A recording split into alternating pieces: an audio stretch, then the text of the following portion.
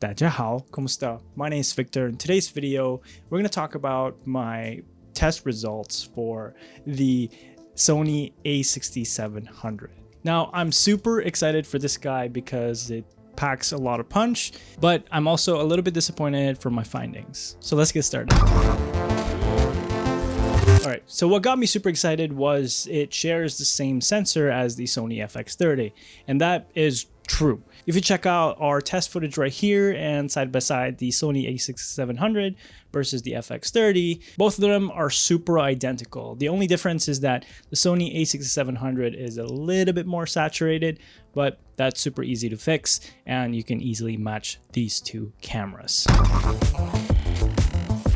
Now for my first few days with the A6700, it really feels like I'm handling a Sony FX30 in terms of image quality, dynamic range, and just the overall look. So I've done my initial testing in terms of its dynamic range. I've done a few exposure values. I underexposed it and I overexposed it to see which one looked best. And the best way to expose S-Log3 on the A6700 is the same way as you would on the FX30, which is about +1 to +1.7, because these are crop sensors and they require a little bit more light in compared to their bigger brothers, which are the full frame, which I really like the look that it gives when I expose 0 to +1 on full frame cameras. That's just my personal preference. You can still expose to the right at +1.7, but it's always good practice to use other exposure tools like false color or histograms. For me, I've been a Sony user, so that each camera I kind of just dive in deep and get to know how the sensor works and how I can get the best footage in terms of its dynamic range. So I try to test these out first before I move on to actual professional shoots, and that the Sony A6700 does really well, similarly like the FX30. Now, based on my initial results, +1.7 looks best on the A6700. It's going to be the same thing with the FX30, and you just bring down the highlights and then bring down everything so that the shadow is a little bit cleaner and that noise won't be persistent all throughout the image.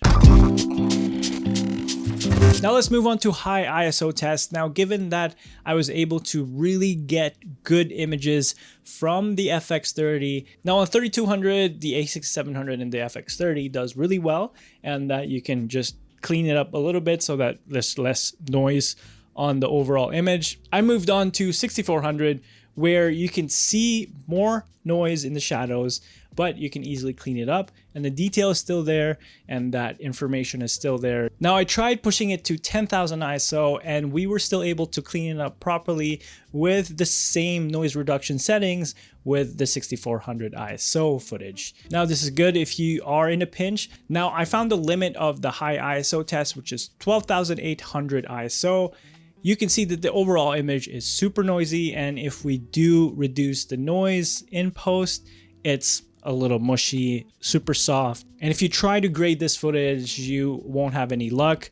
It's gonna look messy. So overall, if you do need to use the ISO to bring in more exposure, feel free to use up to 10,000. But again, stick with 800 or 2500 as these are the base ISOs of S-Log3 on the A6700. Low light test, I'm making a full video about this, and that if it has the same dynamic range as the Sony FX30, I think it's going to do well. I think we won't have any issues with low light, especially with the sensors that they put on the Sony A6700, and that you can kind of see the results already through the high ISO testing. Again, I'm working on a dedicated low light video for the Sony A6700 and a tutorial on how to expose in low light. So stay tuned. Slow motion 4K 120 acts and behaves the same way as the 4K 120 on the Sony FX30, and that it has a 1.6 times crop, and that no matter how much you expose it well, put a lot of light in, it's still gonna generate that noise, and all you have to do is just put a little bit of noise reduction in post and it should be super clean. All right, let's talk about overheating, and I thought that this camera was gonna do well in this test, and I was wrong.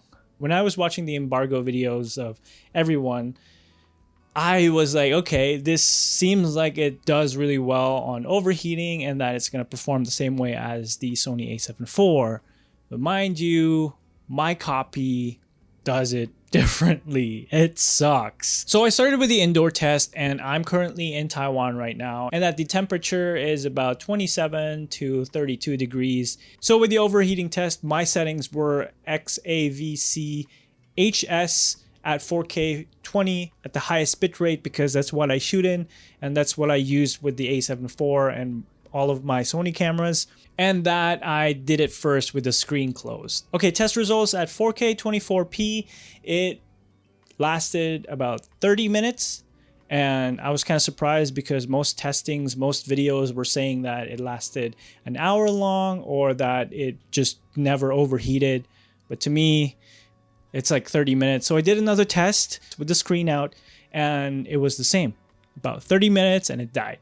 And I was like, okay. So I did a little bit more configuration. I opened the battery door, I opened the screen, and that I put it on a tripod as well because where I put the camera is a metal thing. It's on top of the dryer. So I thought the heat was also building up on the bottom. And then I set it to XAVC SI, which is the uncompressed, and that it has a higher bit rate. And it actually did worse. So I went back, I waited until it cooled down. I actually put the camera in the fridge so that it speeds up the cooling. So I tested it again on 4K 60p XAVC HS 60p highest bit rate, and it only lasted 7 minutes. And I was like, what the heck? Again, I was waiting every single time I do these overheating tests. I put it in the fridge so that it's cooling, and I did it with 4K 120 again, and these are the results. I'm very, very frustrated that these don't even last long because my A7 IV on the same room where I do my recordings for my editing tutorials, it lasts like an hour, more than an hour. Like it lasts until the battery dies, and I can't believe that the Sony A6700 does this. So I am kind of bummed out, but that's fine. If you don't do interviews, if you don't do talking heads, the short bursts with the camera is still okay. And then I tried to do the outdoor test. I put it on the balcony, and that the ambient temperature was about 32 degrees out, and that it was on and off sunny, and also it was windy. So I thought the wind was gonna help with the heat, but it didn't. On 4K 24, it only lasted about 17 minutes. And I thought 4K 60 was going to be worse, so I just did 4K 120, and then that lasted like 5 minutes or something like that.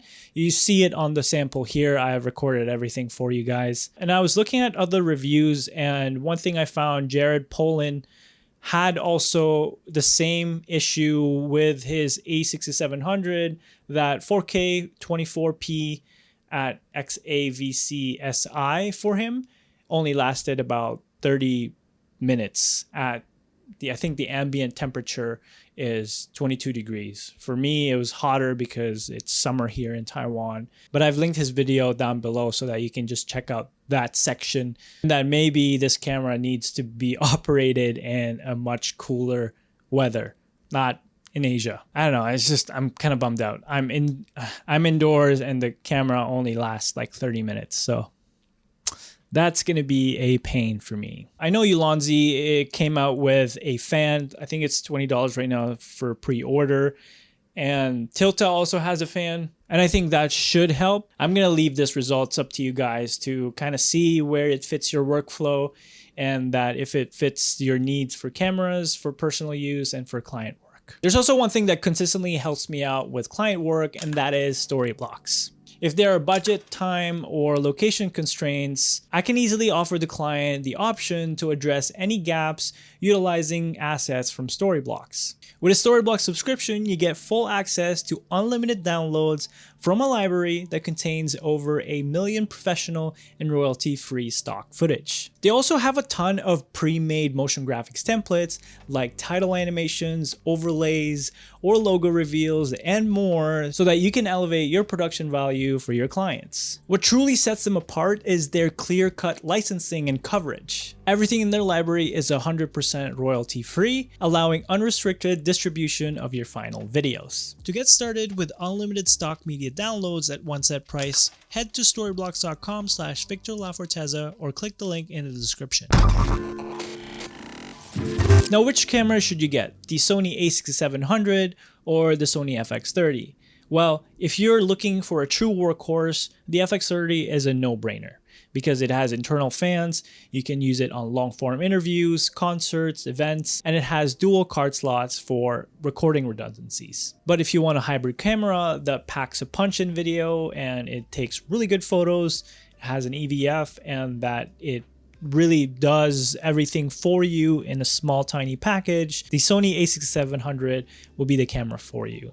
Just mind you, this copy of mine is kind of like prone to overheating. I'm not quite sure if this is persistent in a lot of units because all the reviews that I've seen, their copies last forever in terms of 4K 24 actually. So I'm hoping that this is an isolated batch.